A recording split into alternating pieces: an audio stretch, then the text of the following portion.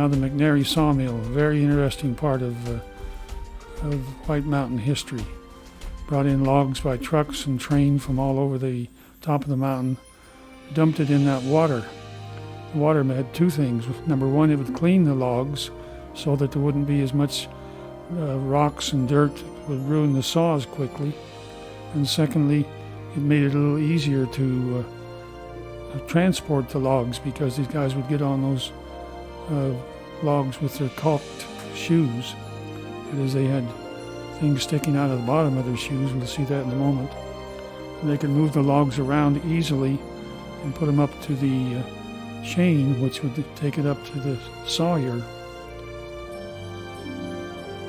Got some pictures here of just the wood racks. After you get the trees cut, you have green lumber. You have to move it out for quite a long time to let it dry, either in a kiln or just air drying. Still using mules there. Here's a railroad car being loaded. I did that one time down to Holbrook in a hot day. It's a lot of work. Here's some guys just bringing the probably milled lumber because it's so small. I think it's already been finished on both sides. Some more stacks. Here's the mill pond. You can see the workers in there. They have their poles and their shoes so they can move those logs around and put them over where they need to go on the chain, which takes them up to the sawyer. There they put them on the carrier, which goes back and forth while the saw cuts. As you can see, they get quite proficient at getting out on those logs.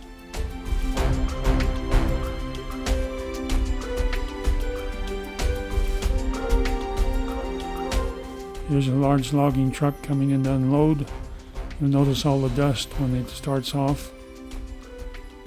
That's one reason that they had to quite often dredge the mill pond, because the water would get too shallow. Now they're putting the trailer back on the truck. There's two things there. It makes it ride better for the truck driver. It'll have a little weight on the back. And secondly, it doesn't wear out the tires if you carry the trailer back out to the woods. Here's a smaller truck, probably coming in from a little closer away. Same process though, dump it into the mill pond. The railroad tracks came in on a different part of the pond, but it was the same thing. Drop the logs into the pond.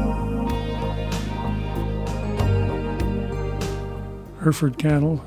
And these days you see more and more different breeds, but in those years there were a lot of them using Herefords.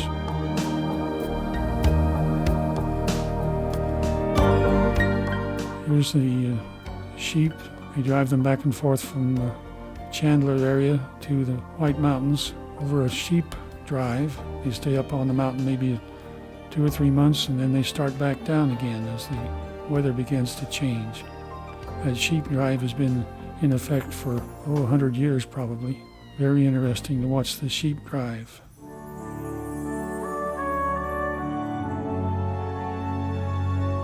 Most of these sheep summer there between Greer and McNary on top of the mountain.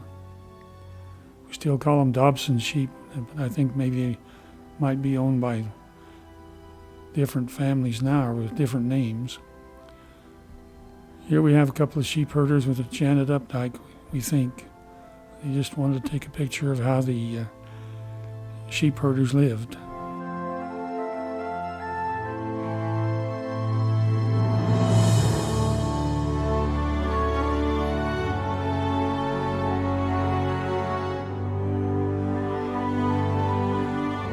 And they're turning them out of the corral. They take a lot of those these days by truck. I stopped one day and helped a guy unload one there. Here they're shearing the sheep. It's surprising how docile the sheep are. They just lay there to start with, at least. While that shearer is working there, they just seem like they're glad to get rid of that wool. Don't know why, but Anyway, now he began to tie up their legs so he could roll the sheep over and get a different part of the wool off. But I was amazed how quiet they lay as they started to shear. As you can see, they have electric shears. It's a lot harder when they had to do it by hand.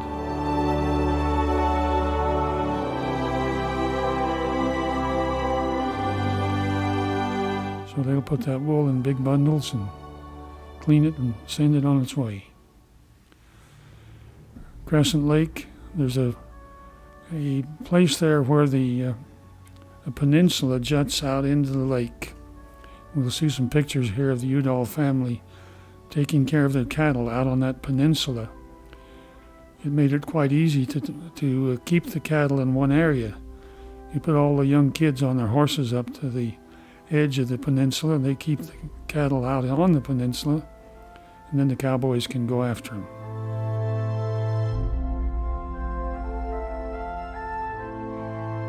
You can see from the caption who we've got working here. For some reason, this particular picture is a larger animal. There's Victor Udall branding or bringing in the calves. The guy bringing in the calf had to know each cow and calf intimately. Every night as they were mothering up, cows and calves getting together, he would watch carefully to see which calf mothered up with what cow. And when he went into the herd and pulled out that calf, he had to be able to come out with it and tell the branders what brand to put on it. And it took the very best cowboy to do that, and that was Victor. Here's Victor's mother cooking in her pretty dresses. She never would wear jeans. Quite often she'd have high heels on. But they'd camp around or cook around the campfire, Dutch ovens. Here's some of her daughters and some of the family members. Genevieve Udall Hall going by this one particular picture.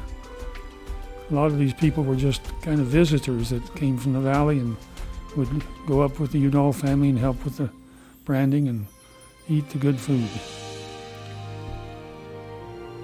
This is near Big Lake. There used to be a big landing kind of southwest of Big Lake itself where the railroad went in. The road from Maverick came through, and so they'd put a cattle car on that logging train and load the cattle. They'd have a scale there and a cattle inspector and weigh the cattle and sell them. The logging train then would take them into Maverick.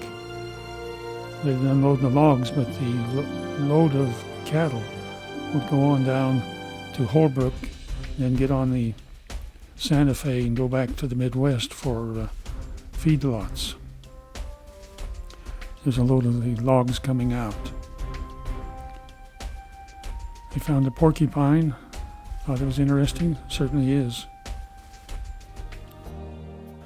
This corral, they tell me, was by Crosby Crossing. And I have a hard time reading what brand they're putting on there. Couldn't tell. But Uncle Gay Udall is doing the branding here. His daughter told me that was definitely him. Frank Pasco coming along with a vaccination syringe. Stanley Udall there and holding that cow at its head. There's my father, William Ellis Wiltbank. He's called Pard.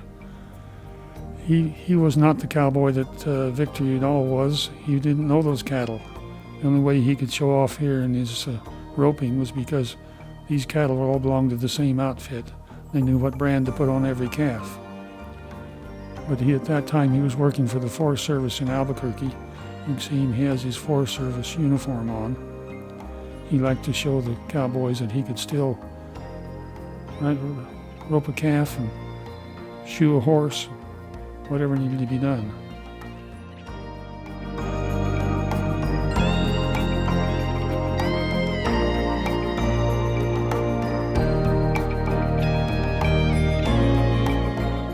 Again, Carl K.S. Udall doing the branding. And that's a flying box brand on that cow, and that's definitely the Udall family brand.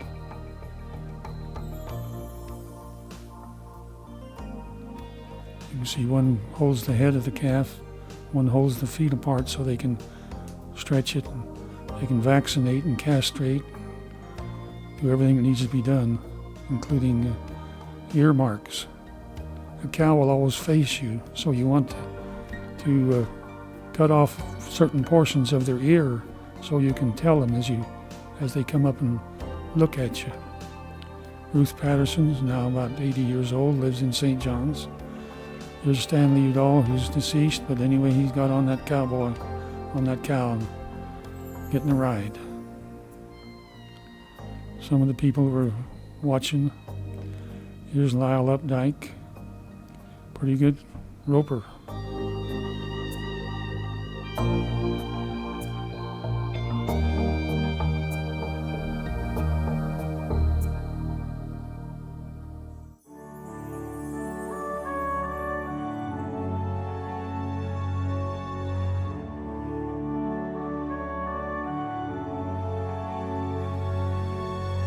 Cows gladly get out and get a little water.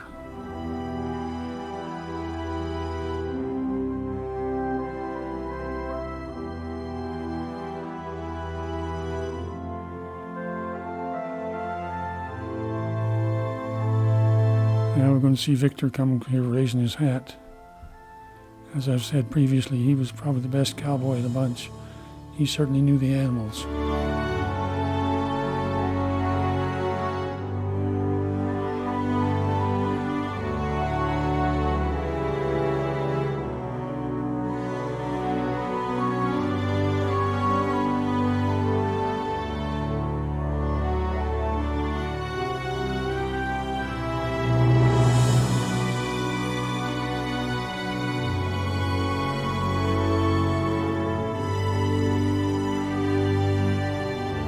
Victor again going in after a calf. I can't stress enough that he had to know those animals, because he pulled that calf clear over the fire, and as he'd get there, he'd holler out what brand to put on it.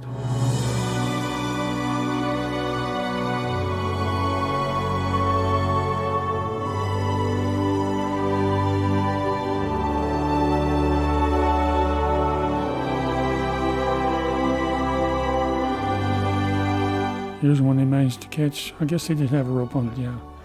That's Pacer Wiltbank putting the branding on there.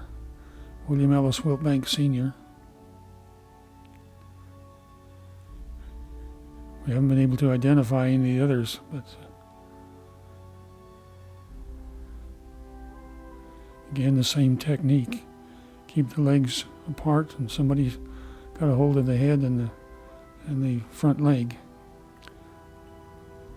Pacer Wiltbank branding. His oldest son was his little partner, so that's why they called his oldest son William Ellis Jr. They called him Pard. A Dart, probably brand.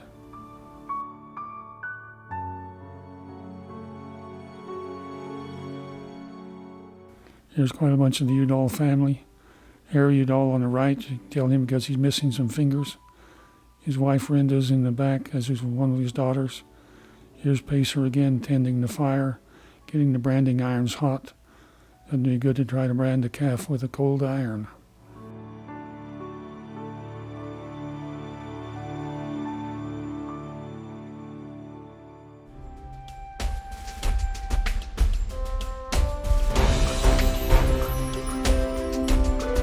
Strange calf, kind of an albino. I'm sure you had no trouble at all telling them what brand to put on that one. Here's some riders, and they're identified there.